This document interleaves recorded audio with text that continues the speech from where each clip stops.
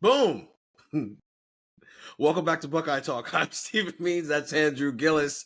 Ohio State has landed yet another player in its 2026 recruiting class. We were in the Woody today. We talked with the defensive line. We'll get into that later on in this podcast. Unless you're watching on YouTube, you should go check out Buckeye Talk wherever you find podcasts and get the text 614-350-3315 because that's where we went with this information first. Andrew, fifth commitment, I think, if I'm counting correctly. No, six. They haven't updated yet. Sixth commitment for Ohio State's 2026 recruiting class. Number 188 player, number 17 offensive tackle, Sam Greer out of Akron, Ohio, Archbishop Hoban.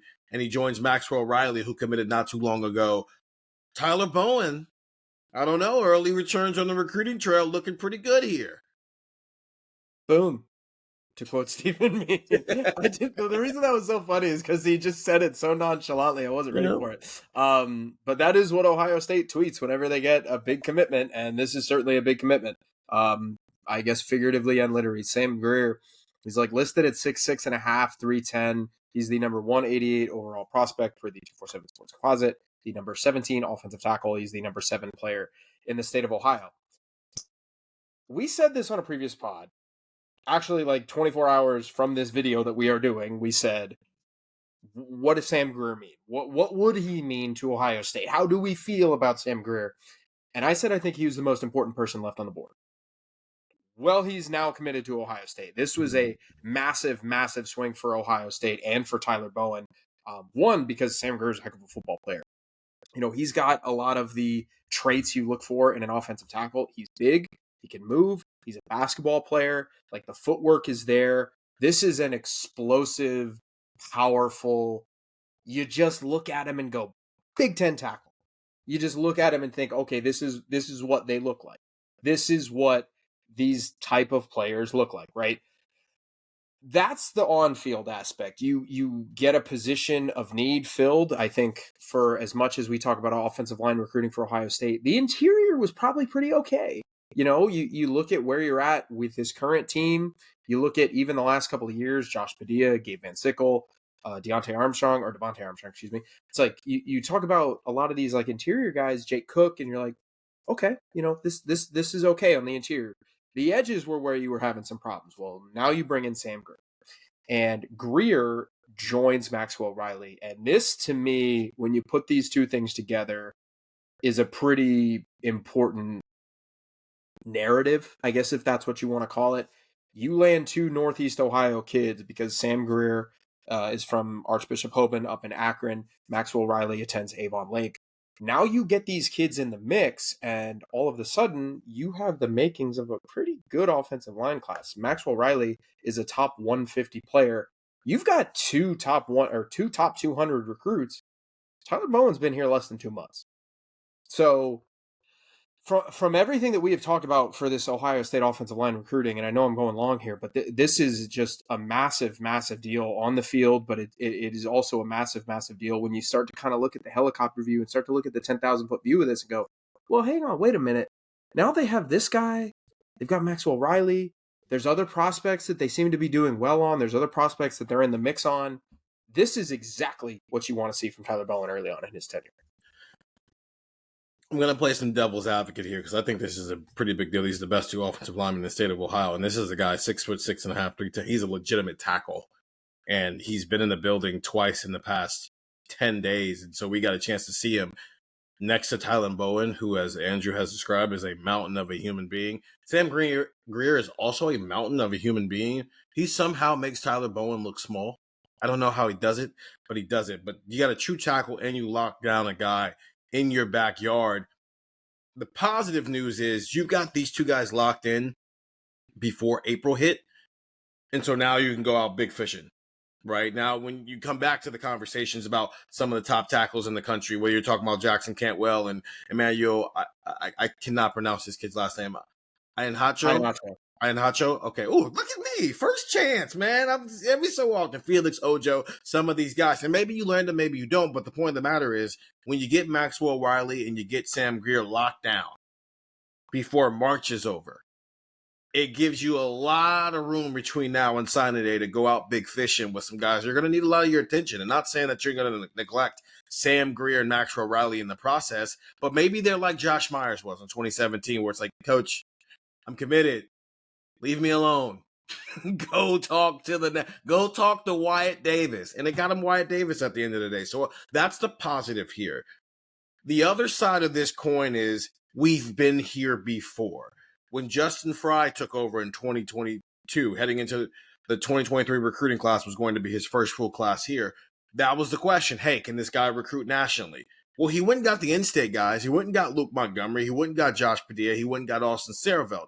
And if I'm remembering correctly, it was around this same time. By the end of spring, all three of those guys are locked into the class, and so you had plenty of time to go out big fishing for the national guys. Justin Fry never got the job done, and so that's part of the reason why things went the way they did in terms of the level of talent in that room, and it's why the fan base kind of grew tired of what was happening there. I'm not going to push that on Tyler Bowen. It does seem like for a guy who over the last 2 weeks has had every offensive lineman you can think of in the building to come see a practice, to come take an unofficial visit, there's good hope and good reason to believe that maybe he can land one of these guys. But there's good and bad. Not really bad. The good news is he's locked down the state, because that's what you want to see first from a new assistant coach, especially at a position where you're trying to get the uptick in recruiting that you haven't necessarily seen. You lock down your state with Maxwell Riley and Sam Greer. Maybe he adds a couple other guys from the state too, because I think they need a big offensive line class, Andrew. And you give yourself plenty of room to go hunting for the big fish. Now you actually have to go land a big fish. And I'm not going to say who the big fish needs to be, but you got to go land a big fish. You've gotten off to a good start, Tyler Bowen, but it's a long way from now until signing day to see what this class ends up looking like from an offensive line perspective. It's a long way to the top if you want to rock and roll, as a famous band once said.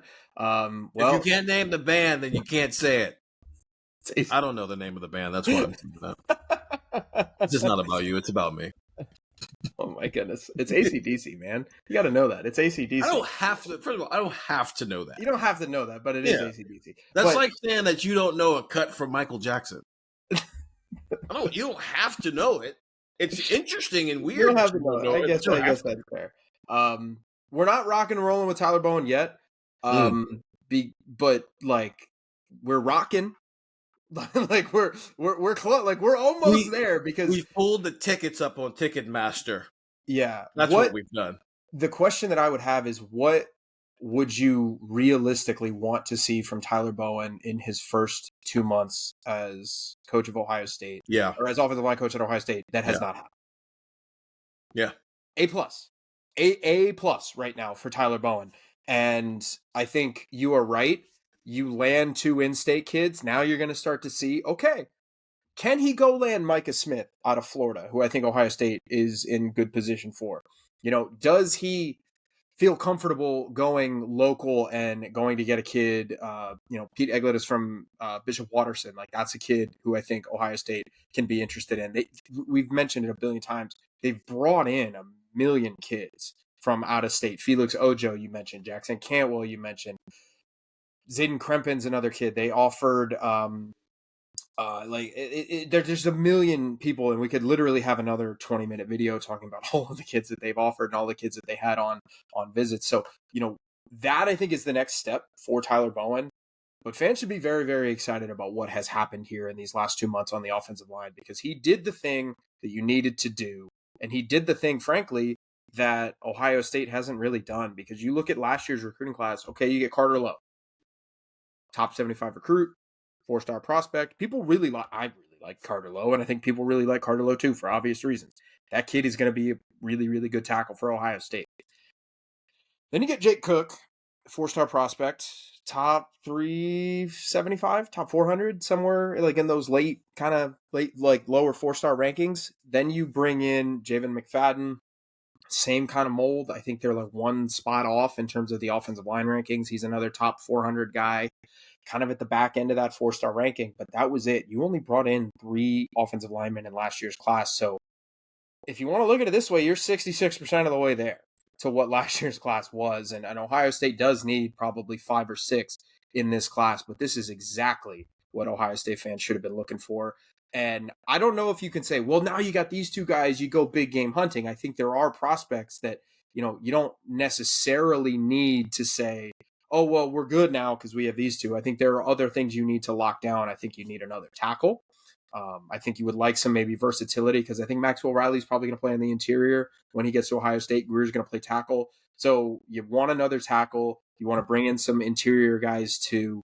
But this is just a massive, massive addition, both in terms of Tyler Bowen, in terms of Sam Greer, in terms of position.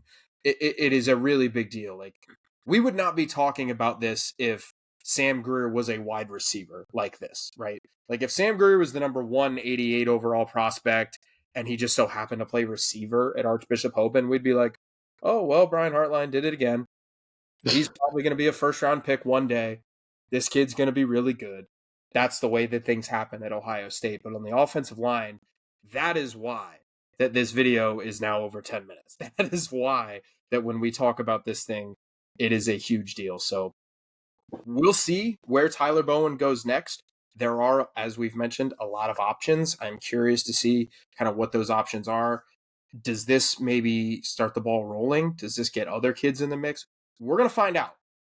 But as of March 25th in Tyler Bowen's tenure, you have to feel really good about where you're at. Quality and quantity.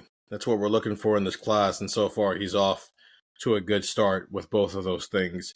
Maxwell Riley committing about a week and a half ago, and now you get Sam Greer, the number 188 player in the country, and the number 17 offensive tackle, and the 6th overall commit in Ohio State's 2026 recruiting class. Get the text 614-350-3315, 2-week free trial, $3.99 after that. And if you're watching on YouTube, go find Buckeye Talk wherever you find podcasts. We'll be back after the break where we'll discuss what we talked with Larry Johnson in the defensive line after Ohio State's 4th day of spring practice here on Buckeye Talk.